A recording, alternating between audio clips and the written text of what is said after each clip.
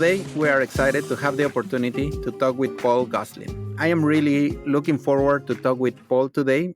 We have been discussing Sigma with many different people from many different perspectives. This year is the 10-year anniversary of Sigma, and I think it's a good time for us to reflect on what Sigma, what Sustainable Groundwater Management Act has done or has not done for California. What are the accomplishments? What are still the challenges? How was the implementation? What he as a scientist or as a bureaucrat, what he's interested, how does he see Sigma going into the future? So as you can see, we have a lot of questions.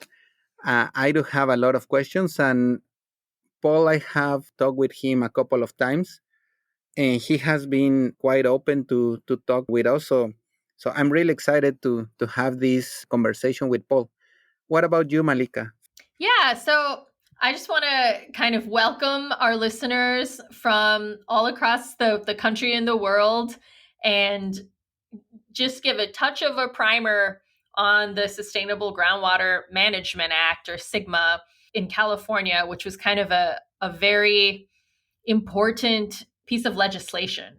And I think that I know that when I started learning about California's groundwater governance, I was very shocked that there was actually no groundwater policy or regulation in place at all, basically, until 2014.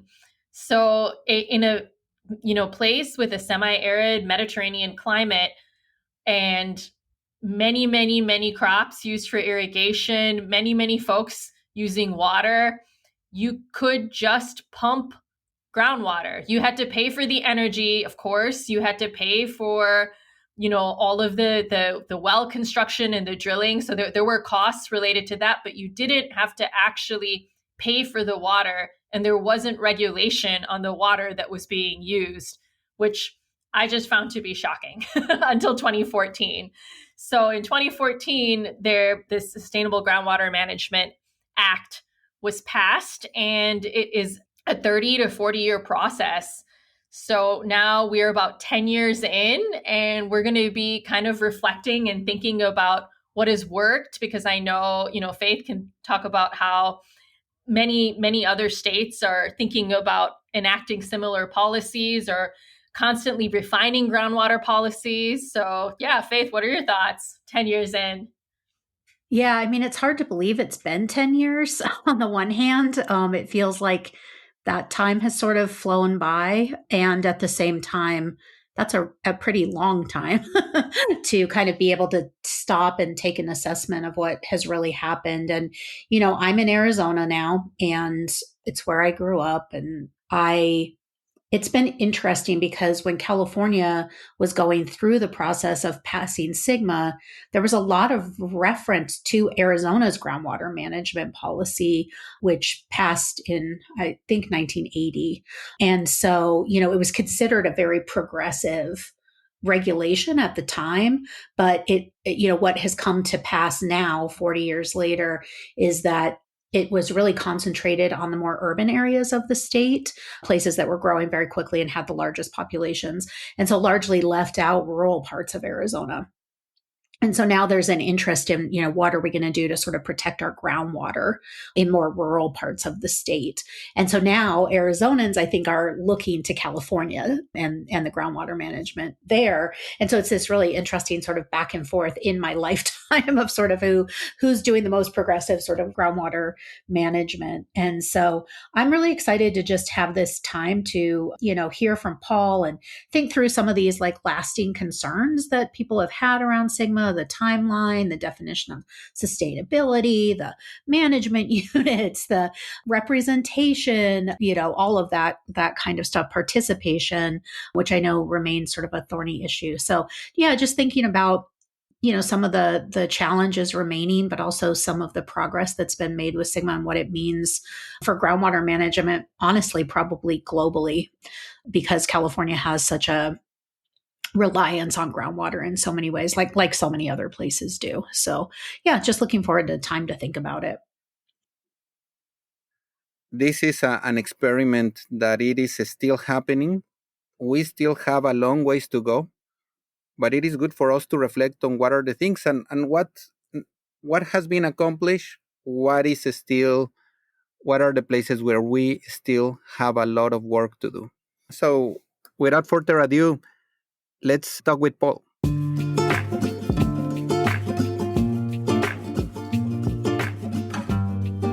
Bienvenidos a Water Talk. Today we're excited to have the opportunity to talk with Paul Gosselin. Paul is the Deputy Director for Sustainable Water Management at the California Department of Water Resources. With over 30 years of experience in groundwater management and environmental regulation, Paul oversees the implementation of the Sustainable Groundwater Management Act, SGMA. Prior to joining DWR, he served as the Director of Water Resources Conservation in Butte County, where he led sustainable groundwater efforts, regional partnerships, and drought response initiatives. Paul holds degrees in biochemistry and chemistry from the University of Massachusetts. It's been 10 years since SGMA was passed, and this is a 10-year reflection on it. So we're really looking forward to talk with Paul today. Bienvenido, Paul. Thank you for inviting me here today. Really excited. Paul, you have a long career in water management. Can you share with us your path to the California Department of Water Resources and how you became the Deputy Director of Sustainable Water Management? Yeah, as I've aged, my career has taken a lot of twists and turns. As you referenced, I'm from Massachusetts. You might still pick up my little accent that comes through from time to time. So I went to UMass, and after I graduated, I went to work for the Massachusetts Department of Food and Agriculture in the Pesticide Bureau. And I was a field inspector. And then what happened was really got involved in water was we had some groundwater contamination along the major agriculture area in the Connecticut River Valley. And this was kind of a surprising thing for the agency. So I worked with a task force with Department of Environmental Protection and Public Health, and we developed a groundwater strategy for water quality dealing with agricultural water quality impacts. And this was about 1985, 86, just to date myself. So that really got me involved in water issues from a water quality standpoint. I had gone back to get my master's in chemistry and focused my research on some follow-up work on some studies we did on looking at some of the corn herbicides that were reaching groundwater. And I was trying to look at some predictive modeling on how to predict the pathways of those degradants to groundwater. And so that really got me going in water, worked on non-point source policy in Massachusetts. And then, long story, ended up meeting my future wife, who was from California. And I'd been with Massachusetts for a long time and then came out to California in 93, just as Cal EPA was being formed, and went as assistant director for the Department of Pesticide Regulation. And so that was in 93. And then in 1999, I was appointed as chief deputy director at pesticide regulation under Governor Davis, stayed to 2007, and then went to Butte County to be the director of water resource conservation. And that kind of got me out of water quality and more of water resource management, which was very exciting, looking at the local level, which was real important. And then I was tasked, with managing 3 basins in the county, doing all the contracts. So once SGMA came in, really got into the throes of the details on that. So it was at Butte County from 2007 to 2021 when I joined DWR as deputy director. So it was really exciting for me to kind of come full circle back to the state, having that local experience at the local level and working for a county board, and just the dynamics and difficulty and challenges on implementing the Sustainable Groundwater Management Act. So that's sort of a quick snippet on my career. Wow, that's quite a career and quite a shift from the East Coast and what you were doing kind of through to what you're doing now. It's been really, really interesting. So So this year is the 10-year anniversary of SGMA, which was signed into law on September 16, 2014, and went into effect on January 1st, 2015.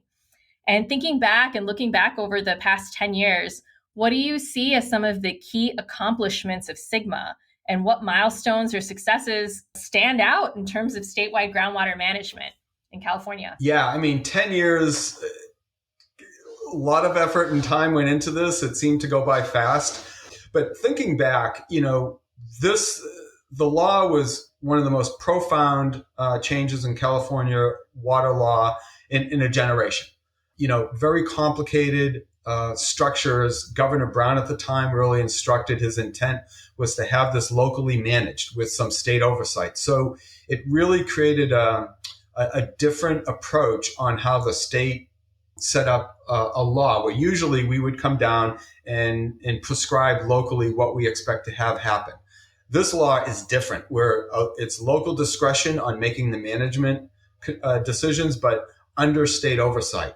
So it was intriguing on how the law got put in place, and how do you define sustainability. So instead of defining sustainability, we defined what we don't want to have happen. So all these pieces got put in, and what was intriguing was it's kind of like a Rube Goldberg machine. You flip the switch on January 1st, 2015, and hope all those pieces work.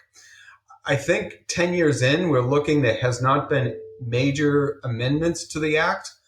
And really, a lot of the functioning of the act has worked well. So I think, one, it's served us well as a pathway towards sustainability. The other main pieces sitting here now on our successes, one, the commitment of local agencies, agriculture, community groups, academia, to fulfill the promise of SGMA has been one of the most remarkable things. People knowing the difficulty that this was going to bring to achieve sustainability, people leaned in and really doubled down on wanting to have this work. And it's more than just checking the boxes on all the deadlines which have been met, and they were considerable.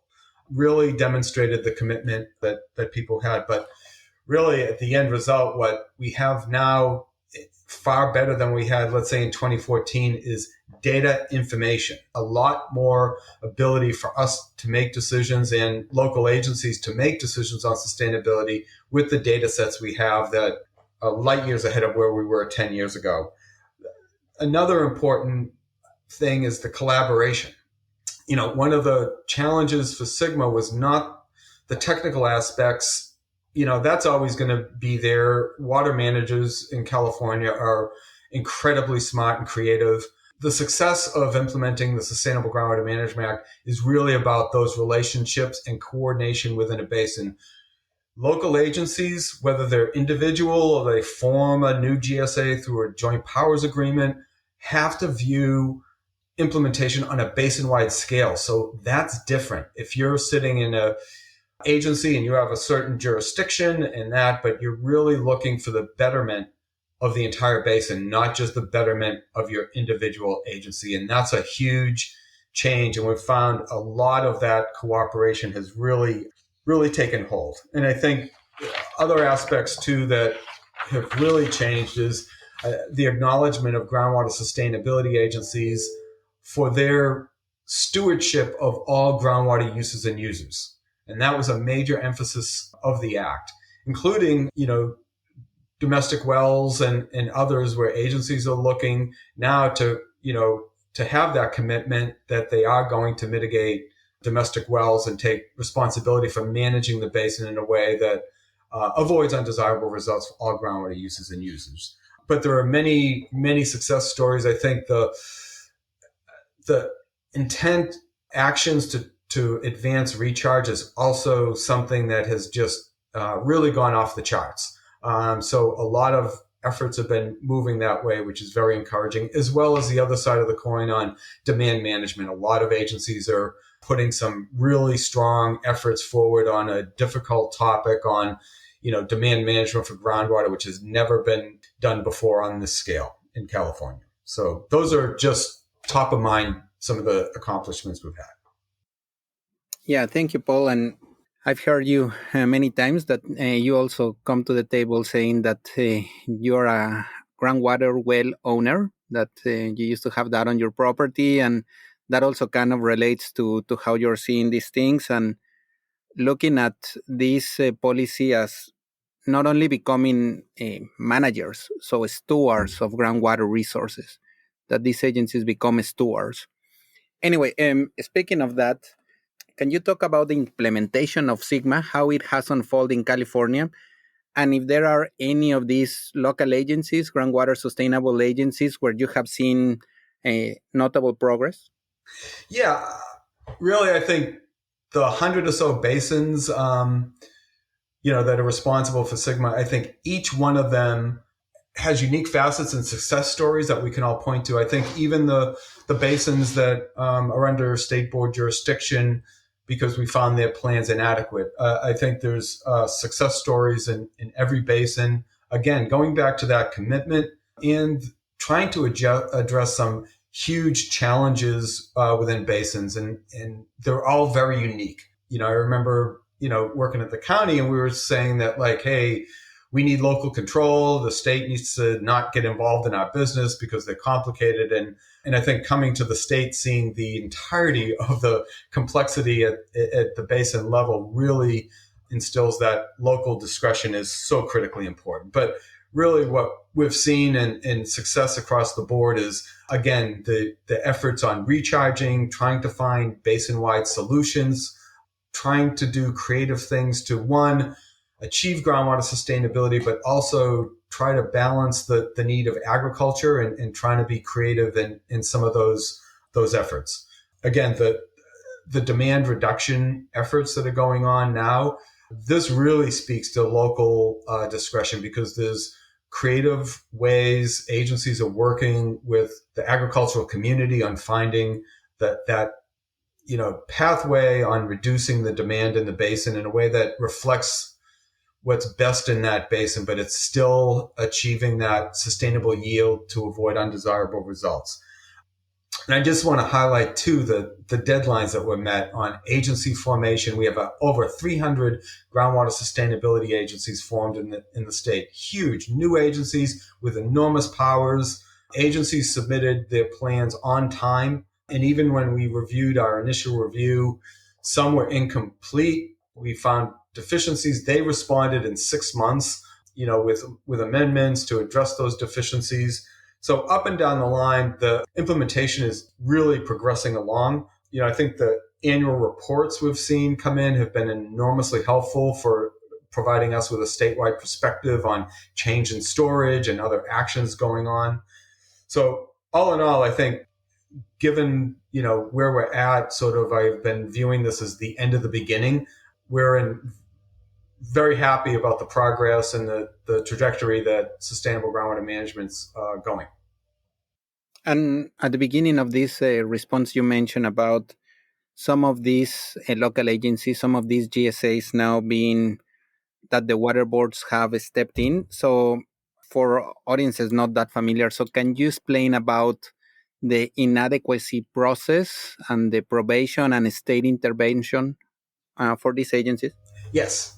So one important facet of the act was to, one, not just have local agencies have, local responsibility like they had in groundwater management plans, but to also have some expectations and consequences if deadlines weren't met or if they weren't on track towards sustainability, which was an important thing to have consequences so, we could ensure that we can get to groundwater sustainability. So it was the legislature worked out that both the Department of Water Resources and the State Water Resources Control Board would have a role in this oversight. The department was tasked with two roles. One was developing the regulations and evaluating whether a basin was on track for sustainability and reviewing their plans, but also providing local assistance in a variety of ways. And I can speak to that in a bit. Both of those are very important dual roles because it's really incumbent upon us to assist local agencies towards compliance. So even though we do reviews and we have some decisions that, are not favorable for some basins, it's also helpful for them to understand what they need to do. And it also was important for us when we did the initial review of plans, and the law required that when basins approve their plan, they immediately start implementing it, submit it to the department, and we have 2 years to review. And the reviews, one, it's more than just us telling them, either they did it good, well, or not. It's also instructive for us about where we may need to increase our assistance or develop additional guidance. And we've seen that over and over again. So the initial plans were reviewed, and the standard we used was substantially compliant, because we know no plan is going to be perfect. They're going to adapt and change over time. But we wanted to make sure that, one, the plan was complete, there was a plausible path towards sustainability, but mostly was their sustainable management criteria, how they were going to manage the basin to avoid undesirable results, was on track. And so basins that met that, they were approved, I would say conditionally, because we have corrective actions and other things we're going to expect them to do. But then some basins had some deficiencies that precluded our approval. And under our regulations, we notify them, we give them 6 months to resolve those deficiencies. And for those basins, we had many, many consultation meetings with them about explaining what our review looked at, kind of leading them at least some guidance on how to resolve it. First go around for critically overdrafted basins, we had, I believe, 13 basins that were incomplete. 7 of the 13 actually became approved. They did resolve deficiencies with corrective actions, and then 6 did not. And under the law, when we find that they did not, we have a determination that's called inadequate. And that then brings them over to the jurisdiction of the State Water Resources Control Board, who is the enforcement entity for Sustainable Groundwater Management Act. And so when basins are inadequate, the board can consider placing them in probation. And that's a formal process. And when that happens, they start gathering data, information on pumping, extraction. There's fees associated for their cost. And then if the issues are not resolved, the board has to wait at least a year. They can impose what's called an interim plan. And basically the local discretion is somewhat taken away, because the board's going to probably use what tool they have, and that's just going to be demand reduction. And that's a pathway us, the board, and agencies do not want to go, because the state cannot and will not bring basins into sustainability. That has to be done and can only be done by local agencies, just because of the complexity of it.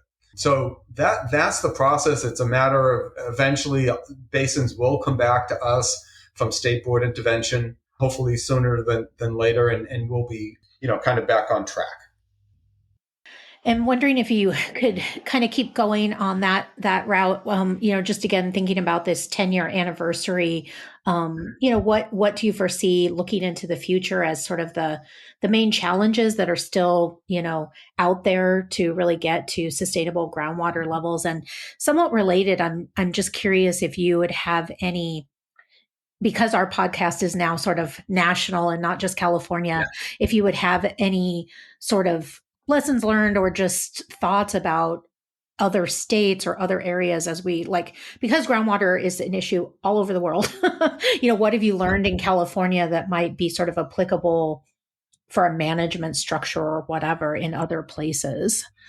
Yeah, we have kept track and have good dialogue with other states on their approaches. A lot of other states go the traditional route of having the state be responsible from the top down, whether it's well permitting, groundwater allocations. A lot of this is managed at the state level, and every state's different, but California is just so large, just geographically, and so diverse. You would need local agencies to carry out the act. So I think for us, it is a little different. And I think also we're still at the end of the beginning, and we're entering the implementation phase. And what I've also told people is the easy part is done. As strange as that may seem, the hard part is beginning, because now we're really getting traction on implementation, and we're dealing with demand reduction largely, and also, I think also understanding that there is going to be a limitation, upper bound to how much recharge can actually help support basins. Basins cannot recharge their way out of big deficits. And, that's going to be a difficult task. I think another aspect looking ahead, the effects of climate change is really solidified over the last 4 or 5 years. We're repeatedly getting historic dry periods, historic wet periods. And this is just creating enormous challenges looking ahead. But the structure is going to allow agencies to adapt to these extremes, to be resilient when plan implementation takes hold in 2040 and 2042. But some of the challenges we're facing in the future, one is funding for local agencies. A lot of these agencies are relatively small, and just to keep the lights on and meet the requirements we have for annual reports, hold meetings, other situations, cost money. And a lot of these agencies haven't had experience with fee structures. And in California, there's a set process under what's called Proposition 218, where it gives challenges to local people about fees. So we've been assisting local agencies to navigate that because we really need them financially sound to carry out this work. 3 other policy issues that are coming up that are going to cause plans to change dramatically. One is depletion of interconnected surface waters. This is a guidance document we're preparing. It was one of the sustainability indicators, and it's a methodology that really isn't well established yet for groundwater managers. So we've been developing a guidance document that will come out by the end of the year on how to address depletion of interconnected surface water. By and large, the basins, even the ones we've approved, have not adequately addressed it, largely because there isn't guidance established. But that's going to be something that's going to start to be implemented in 2025 over time, and that is going to cause many basins to have to adjust how they're managing the basin, which may lead to more demand reduction. Similarly, subsidence was another indicator in the act. And largely, again, we have some areas in California that have some very severe subsidence circumstances that are causing the state, local agencies, and federal government to spend billions of dollars to just keep pace of the repairs to conveyance, to flood control levees, highways, gas lines, the high-speed rail, and military bases.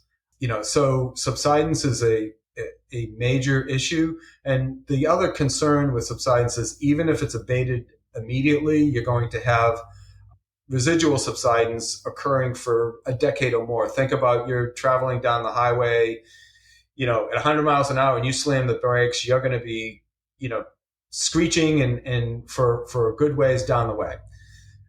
So we're coming out with a best management practice document and regulations and draft by the end of the year on subsidence. And we're going to expect some, really aggressive action on subsidence from the local agencies in this. And I guess the one other thing we haven't addressed yet is sort of the issue of disadvantaged communities and groundwater equity. And, I know that that's been an ongoing discussion since the act sort of was first established. I'm just wondering, where you are on that issue right now and what the state has been doing. And just as a sort of quick follow-up, I'm really curious, what is the operation here? How many people are working on this? Because as you've been talking, there's so much technical assistance and, so it just sounds like incredible need across the board. And you must have, I hope, some staff to help with that. Yeah. I'll take the disadvantaged community issue first. And they're one of the, considerations that you have to put in your plan to document. Again, is you have to ensure that all groundwater uses and users, including disadvantaged communities, do not have undesirable results. So the sustainability was not what you were aspiring to, but what you want to avoid, which was, I think, a really creative solution to a difficult definition. So this is something we've been somewhat related to SGMA, but also tracking on well vulnerability. We've done a lot of drought work analysis, looking at disadvantaged communities and working with our partners at the State Water Resources Control Board, on solutions for the thousands of people who are without water. So one, there's also a drought component, and the counties through another law are establishing drought task force. So they're at the local level for disadvantaged communities. There's going to be better cooperation between the counties and GSAs on addressing local water issues and challenges. There's also another component that I had hoped we would make a lot more progress to date, and that's the alignment of local land use planning efforts and groundwater sustainability plans. Again, land use decisions are water decisions. Where you place and zone people is going to result in a water demand, and ensuring that where you place homes and or issue wells are going to be in places that have groundwater sustainability. So all those pieces tie into ensuring that everybody in California has a human right to water, and the act will help along that way.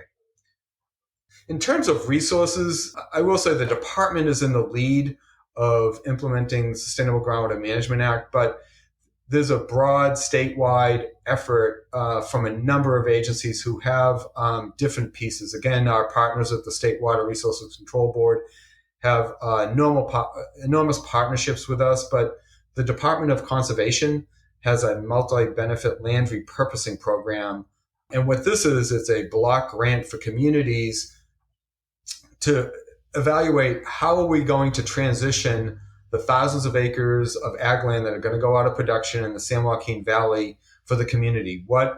How are we going to decide and form a pathway for the community for the future?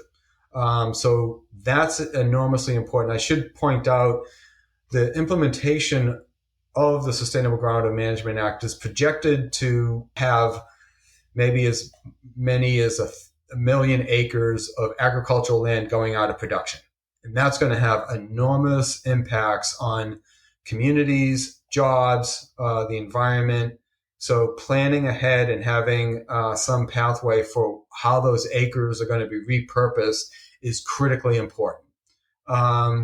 Department of Food and Ag is also a great partner, as well as other agencies, Department of Fish and Wildlife. But in the department, we do have a Sustainable Groundwater Management Office, and there's roughly 60 people there. We get support from our Office of General Counsel, Financial Assistance Branch, who does all the grants, as well as others. So it's a real statewide team effort on this. I think we've been blessed the last 10 years to have a pretty good amount of state bond funds as well as general funds, which was kind of unusual circumstance. So, there's been about $1 billion over the last 10 years invested in the implementation of Sustainable Groundwater Management Act. About half of that was local assistance grants that went out to local agencies. So really that was instrumental on getting local agencies the resources to put together their plans. We've been issuing implementation grants now, so a lot of the projects the agencies are doing are being supported by the grants.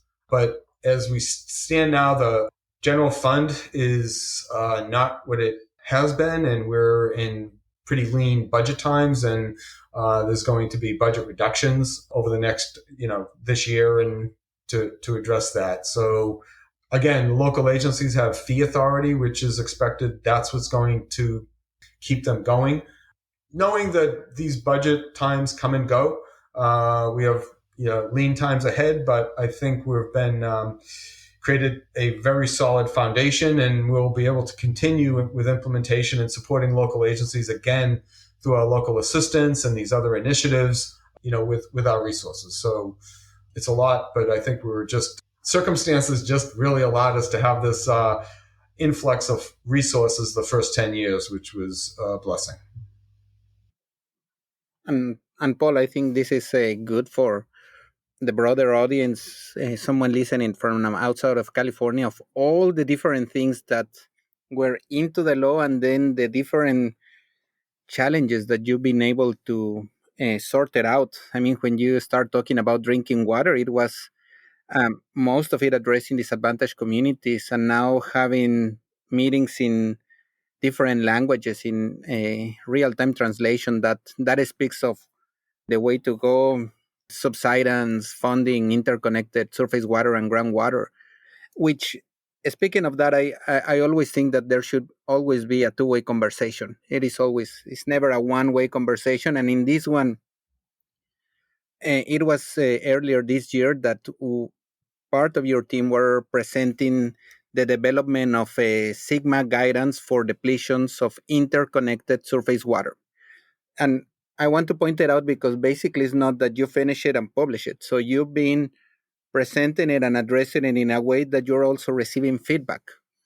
So can you talk with us about more about this work and how is it going? Yeah. So, big topic. The depletion of interconnected surface water is one of the 6 indicators, also tongue in cheek called the 6 deadly sins of poor groundwater management. So it's lower. And this is what agencies have to look at: is lowering of groundwater levels, loss of storage, water quality, seawater intrusion, subsidence, and depletion of interconnected surface waters. These were the indicators they have to look at when they're putting their plans together. So depletion of interconnected surface water, I think everyone recognized that, yes, when you pull water out, if it's interconnected, it's coming from the creek and stream. But, the methodology on how to measure that and then, monitor it and management strategies was really not well established. So when the law was put in, it actually said that the state board could not intervene on that indicator till 2025. And it was recognized that there needed to be some development of guidance. And so we learned, agencies took a reasonable approach. Many took real reasonable approach on looking at their stream reaches, taking a look and inventorying what their groundwater dependent ecosystems are or other key users of the surface water, looking at shallow monitoring wells nearby, but generally none of those were adequate. And we knew that, the complexity of this is a new topic for many managers, starting with sort of putting out what the state of the science is on this. And we did that through a series of papers just to set the foundation for the discussion on, okay, here's the science. Now, how are we going to manage? And this is really where the art comes in, because no regulation is, solely based on just taking a scientific principle and throwing it into a regulation. There's things such as the ability to carry it out and being able to monitor and take action. So this is where we're having the dialogue now with a whole variety of partners and interest groups on approaches on how to address this. So we're very excited about it. I think it's going to be challenging, but we're going to be looking to get this done by the end of the year and have good guidance that will give some options to agencies that may be, well funded and have a lot of data, to those that may be much smaller economies of scale, to make sure they each have a pathway to address depletion of interconnected surface waters. Awesome. Well, thank you so much, Paul. This has been super informative. And we usually end all our podcasts on a question that is what else you might like to share if we missed anything, and also just how we and the folks listening can support the work that you're doing. In addition to disadvantaged communities and other community groups that, need to be really part of the process, we've also heard and understand that a lot of small growers have not really been too involved in the Sustainable Groundwater Management Act process. And these are the most vulnerable growers just because of their economies of scale. So as demand reduction comes down, these are the growers who are going to face the most severe challenges. So we've been putting efforts together to help provide information and other guidance to those growers on how they can participate and be part of the process, and they've, really going to be also part of the solution too, because agriculture in California being so heavily regulated, they're also the most innovative, and if given sort of flexibility on achieving the goal time and time again, they'll meet that. So we want to work with growers, large and small, to make sure that we can achieve sustainability, but hopefully minimize the amount of acres that have to go out of production. And perhaps a follow-up there. So, Paul, how do you envision the future of groundwater management in California? So what is your vision looking ahead of groundwater management? So the future, is really exciting. We may have been the last state in the West to have a statewide groundwater law, but I think ours is on track to actually be successful. And I'm absolutely confident that groundwater sustainability is going to be achieved in 2040 in those critically overdrafted basins, and 2042 everywhere else. And what that's going to mean is for, in the face of increasing climate change and weather whiplash in California, there's going to be certainty in where basins are being managed, whether it's in the severe drought or a wet year. That's going to provide certainty for communities with wells, whether you're on a domestic well, community well, for agriculture, knowing where the basin's going to be for their agricultural production, as well as the environment, and not depleting creeks and streams through groundwater extraction. So all of that is going to really be climate change resiliency when this is implemented, and provide a lot more certainty for the future. And certainty is enormously helpful for any community development and for agriculture and the environment. Thank you for listening to the Water Talk podcast. I'm Faith Kearns, and I'm the Director of Research Communications with the Arizona Water Innovation Initiative at Arizona State University.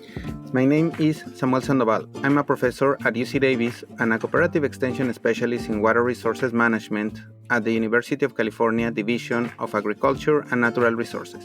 I'm Molly Kanoko, Assistant Professor and State Extension Specialist in Agricultural Water Management at the University of Wisconsin-Madison. If you enjoy our show, please review, listen, like, and subscribe anywhere you get your podcasts. Please find transcripts and additional content at watertalkpodcast.com. Original music by Paloma Herrera Thomas.